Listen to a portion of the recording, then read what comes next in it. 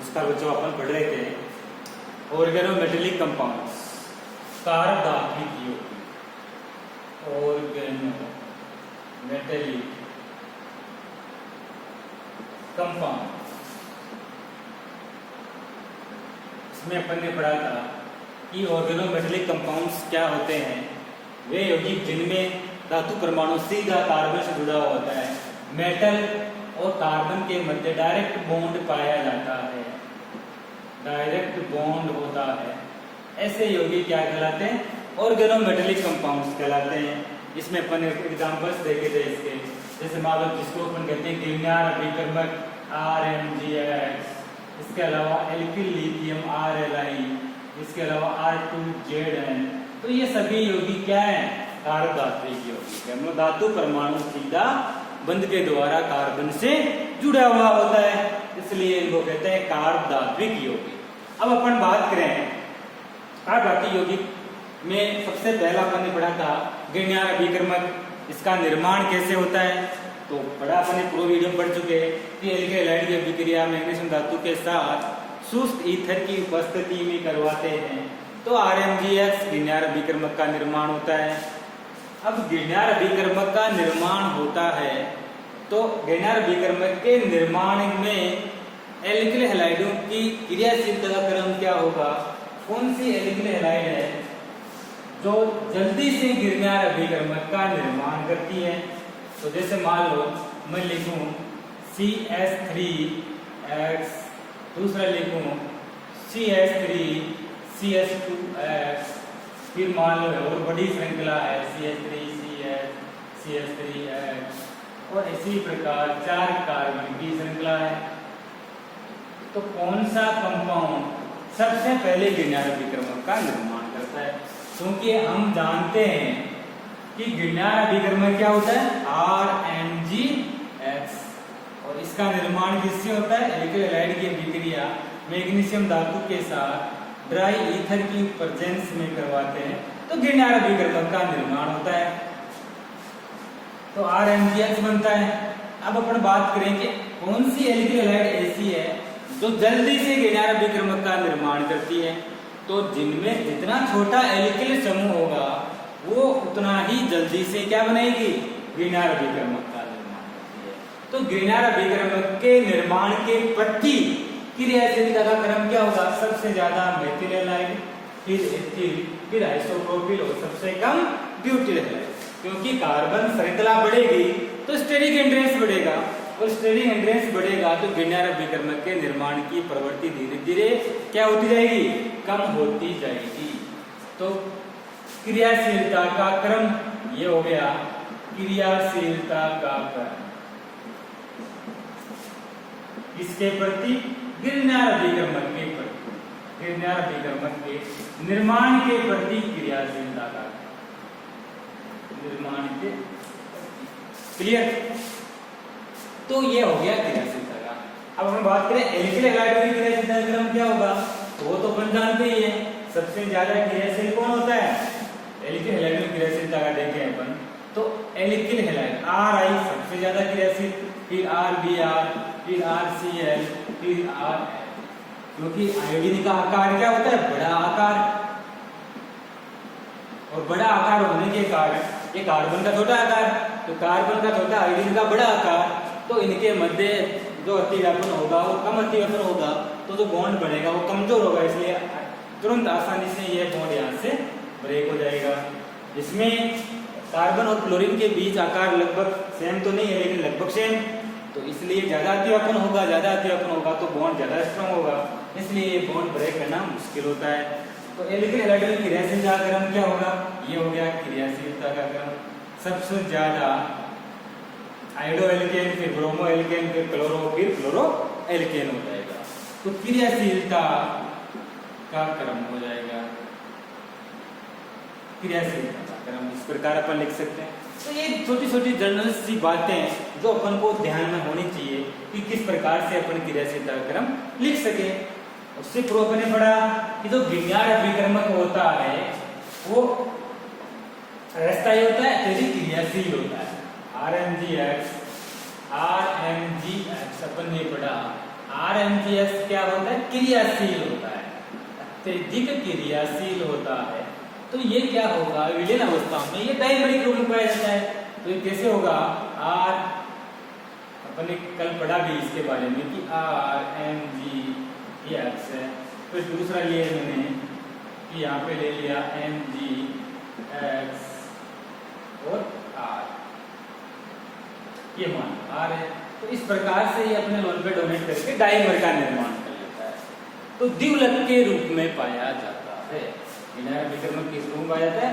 Dimer, द्विलक के रूप में पाया जाता है। डाइमर का मतलब होता है द्विलक, दो अणु, इसके दो मोल आपस में इस प्रकार से हेलोजन पे होते हैं लोन पेयर, तो आसानी से मैग्नीशियम धातु को अपने इलेक्ट्रॉन डोनेट कर देते हैं। क्योंकि मैग्नीशियम धातु का अष्टक इलेक्ट्रॉनों की कमी है, इसलिए ये डाइमर का निर्माण कर लेता है। ये अपन पढ़ चुके। उसके बाद अपन ने पढ़ा था ग्रिग्नार्ड अभिकर्मक की केमिकल रिएक्शंस। केमिकल रिएक्शंस में सबसे पहले अपन पढ़ते हैं केमिकल रिएक्शंस। और केमिकल रिएक्शंस में अपन ने पढ़ा सक्रिय धातुओं के साथ, ये तो पूर्व में पढ़ चुके। सक्रिय हाइड्रोजन युक्त यौगिकों के साथ, सक्रिय हाइड्रोजन युक्त यौगिकों के साथ, यौगिकों के साथ, जिसको अपन ने कहा था जेरेविटिनोव विधि, जेरेविटिनोव मेथड, जो अपन ने वो वीडियो में पढ़ चुके हैं। अब आज अपन पढ़ेंगे मेटल्स के साथ रिएक्शन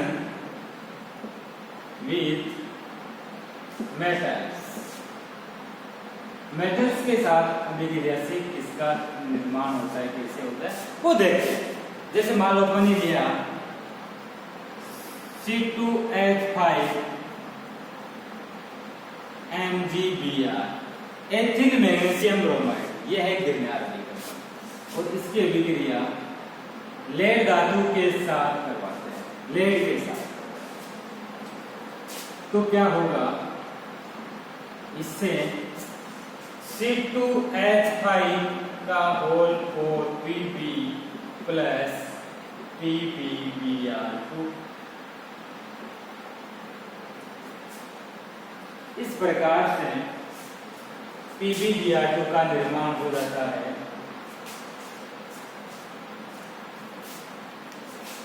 PbBr2 तो लेड के साथ ग्रिग्नार्ड अभिकर्मक अभिक्रिया करके क्या बनता है? Tetra ethyl lead. लेड के साथ 4 एथिल अणु जुड़ जाते हैं। एथिल मैग्नीशियम ब्रोमाइड जब लेड के साथ अभिक्रिया करता है तो टेट्रा एथिल लेड का निर्माण करते हैं, जिसको कहते हैं TeL। बहुत इंपॉर्टेंट कंपाउंड है TeL। TeL का मतलब होता है टेट्रा एथिल लेड। TeL का मतलब tetra ethyl lead, tetra ethyl lead. और ये टेट्रा एथिल लेड क्या काम आता है? ये पेट्रोल के अंदर डालते हैं। इसकी कुछ मात्रा पेट्रोल के अंदर डालने से क्या होता है कि इंजन जो आवाज करता है वो इंजन आवाज नहीं करता है। इसका मतलब इसका उपयोग एंटी नॉकिंग एजेंट के रूप में किया जाता है। तो टेट्रा एथिल लेड अपन देखते हैं पेट्रोल पंप पे जब जाते हैं तो वहां लिखा होता है सीसा रहित पेट्रोल, सीसा युक्त पेट्रोल। तो सीसा का मतलब उसके अंदर क्या डला हुआ है? उसके अंदर लेड डला हुआ है, इसलिए उसको कहते हैं सीसा युक्त पेट्रोल। तो जो TeL होता है टेट्रा एथिल लेड, इसका उपयोग एंटी नॉकिंग एजेंट के रूप में किया जाता है। Anti knocking agent, anti knocking के रूप में इसका उपयोग करते हैं। अब स्फोटन रोधी, स्फोटन रोधी, इसका मतलब ये हुआ कि जो गाड़ी डीजल है, गाड़ी या मोटरसाइकिल बाइक जो भी है, इनके अंदर जो इंजन आवाज करता है तो इसके डालने से इंजन क्या नहीं करता? आवाज नहीं करता है, आवाज नहीं करता है। और आवाज नहीं करेगा तो इंजन खराब नहीं होगा, तो गाड़ी का इंजन लंबे समय तक चलता है। इसलिए पेट्रोल में क्या डाल देते हैं? थोड़ी सी मात्रा TeL, टेट्रा एथिल लेड डाल देते हैं, जो कि एक एंटी नॉकिंग एजेंट होता है। अब स्फोटन रोधी होता है, जिससे इंजन आवाज नहीं करता है।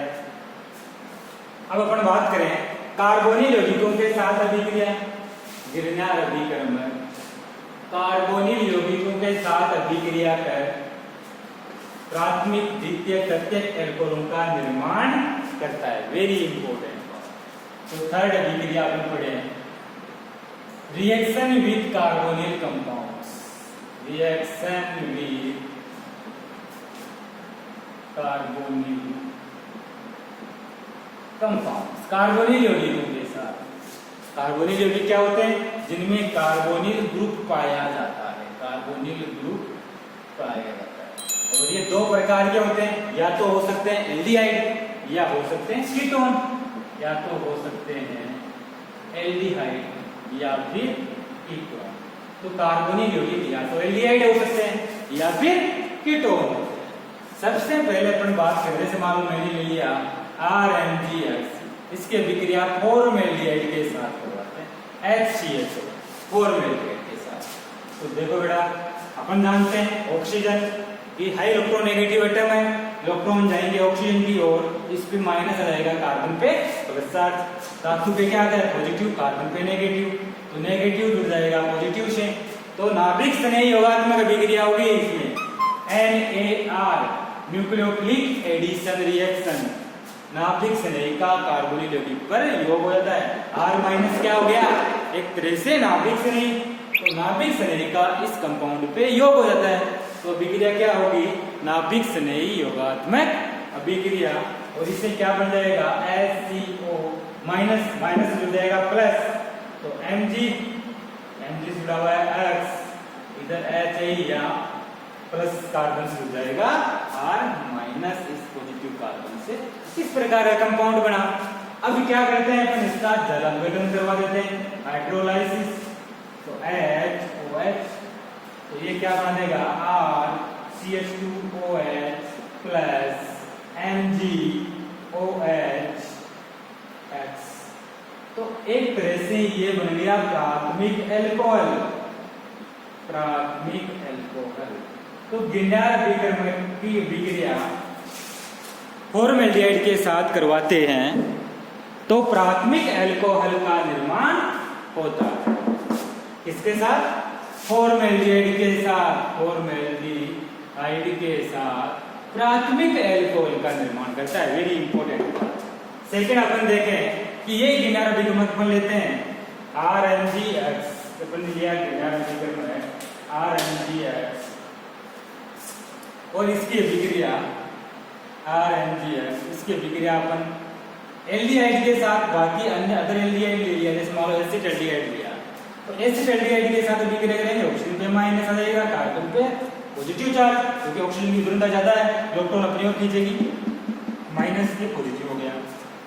अपन जानते हैं धातु पे प्लस, कार्बन पे माइनस, नाभिक से नहीं माइनस एल्केन से जुड़ जाएगा इससे, और इस माइनस जुड़ जाएगा Mg धातु, तो क्या बन जाएगा? CH3 ग्रुप, ये CH3, ये प्लस से जुड़ गया R, इधर हाइड्रोजन है O MgX।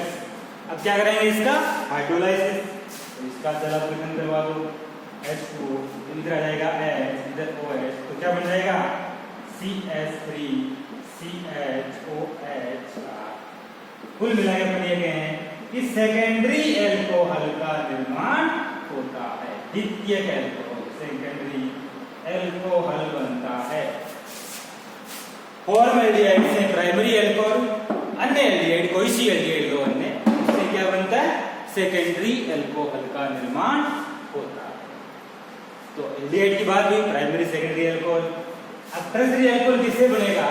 तो यदि गिरनार अभिक्रमण की अभिक्रिया अपन कीटोन के साथ करवाएं, इसके साथ, कीटोन के साथ, तो कीटोन के साथ गिरनार अभिक्रमण अभिक्रिया कर क्या देता है? टर्शियरी एल्कोहल का निर्माण करता है। जैसे मान लो मैंने ले लिया RMgX, इसके अभिक्रिया कीटोन ले लो, सिंपल कीटोन, एसीटोन लिया, जैसे मैंने एसीटोन, तो अपन जानते हैं ऑक्सीजन की इलेक्ट्रोनेगेटिविटी ज्यादा, माइनस, कार्बन पे प्लस, इधर धातु पे प्लस, कार्बन पे माइनस, नेगेटिव जुड़ जाएगा पॉजिटिव से, नाभिक से नहीं योगात्मक, तो इससे क्या बनेगा? CH3CO माइनस जुड़ जाएगा MgS, इधर CH3 है यहाँ पे जुड़ जाएगा R। अब अपन इसका क्या करवा देंगे, हाइड्रोलाइसिस, H2 इधर H चला जाएगा, इधर OH, तो इससे क्या बन जाएगा CH3COH CH3R प्लस MgOH और H। तो ये कौन सा 3 डिग्री कार्बन है, 3 डिग्री कार्बन से क्या जुड़ा हुआ है, OH ग्रुप जुड़ा हुआ है, तो कौन सा एल्कोहल हुआ, तृतीयक एल्कोहल, टर्सरी एल्कोहल का निर्माण हो जाता है, टर्सरी एल्कोहल बन जाता है। तो अपन ये कह सकते हैं कि जो RMgX है, ग्रिग्नार्ड है, वो फॉर्मल्डिहाइड के साथ प्राइमरी एल्कोहल बनाता है, बाकी एल्डिहाइड को इसीलिए वो इनके साथ सेकेंडरी एल्कोहल बनाता है, और अपन अगर कीटोन ले रहे हैं तो टर्सरी एल्कोहल बनता है। तो प्राइमरी सेकेंडरी टर्सरी एल्कोहल का निर्माण अपन किससे कर सकते हैं, गिरनार अभिकर्मक से कर सकते हैं। तो इसीलिए गिरनार अभिकर्मक क्या है, बहुत उपयोगी यौगिक है, जिसकी सहायता से विभिन्न प्रकार के यौगिकों का संश्लेषण किया जाता है। नेक्स्ट पढ़ेंगे अपन नेक्स्ट वीडियो में। Thank you.